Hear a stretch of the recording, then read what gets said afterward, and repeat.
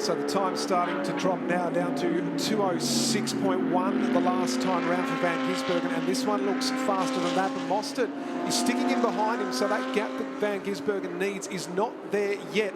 And of course we know it'll be the Prince Jeffrey of Johor, the state of Malaysia, who will jump into the car.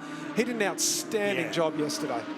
I was impressed. Yeah, for your very first time at a mountain in one of these cars, you know, they're quite daunting cars to drive, and then chuck in this style of track, like it's very scary for him. So he's done an amazing job. This track would be daunting in any car. Yeah, you reckon? Yes. You reckon? Yeah, we'll see.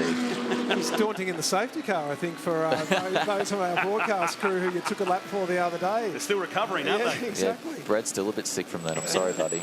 We'll see that today in our coverage a little later on. It's one to keep an eye out for, that's for sure. It was a good idea. It was a lot of fun. It was a big laugh.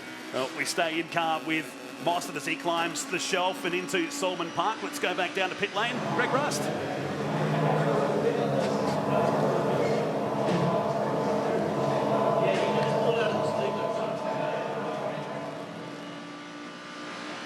I could sit here and watch in-car racing the entire time. I just love it. I love watching onboard footage. It's just, you know, it's my cup of tea, really. What were you picking up there? Anything at all? It wasn't a long shot, but did you see anything in the way the car was? No, the car looks pretty balanced across the top. You know, the Audi is very, very good car across the top. He's actually closing the gap to Shane right now. So, you know, if he can get there, I hope he can have a dive and get around him.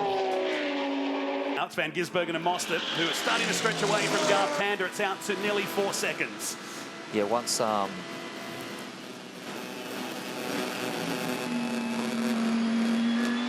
Mostert we're in car with. I'm just enjoying this part.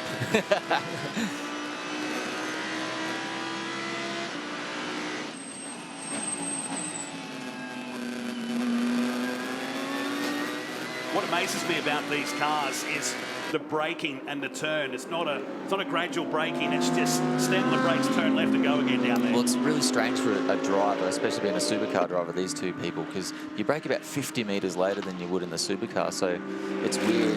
It's hard to get your brain around when you're like hard on the gas going past your normal brake marker. It's a very, very funny thing to sort of understand. Is that due to a weight differential? Is that a major thing, or the speed? Well, it's, you know, it's just these cars got better tyres, a bit more aero, so they're not going as fast down the straight. They're a bit lighter. They make their lap speed completely different to a supercar,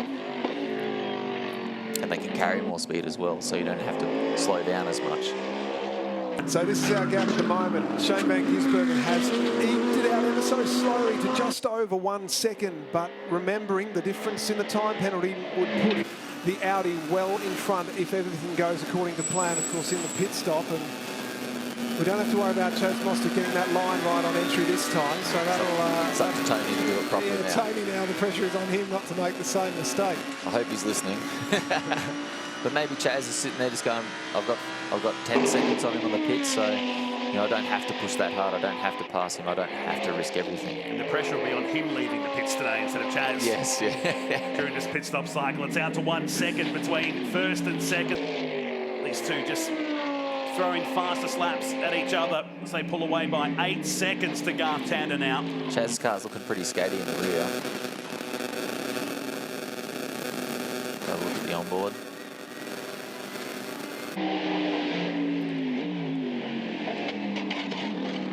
Here the under trays just scraping as they work their way into Forest Elbow and start heading downhill on this 6.2 kilometre course at Mount Panorama.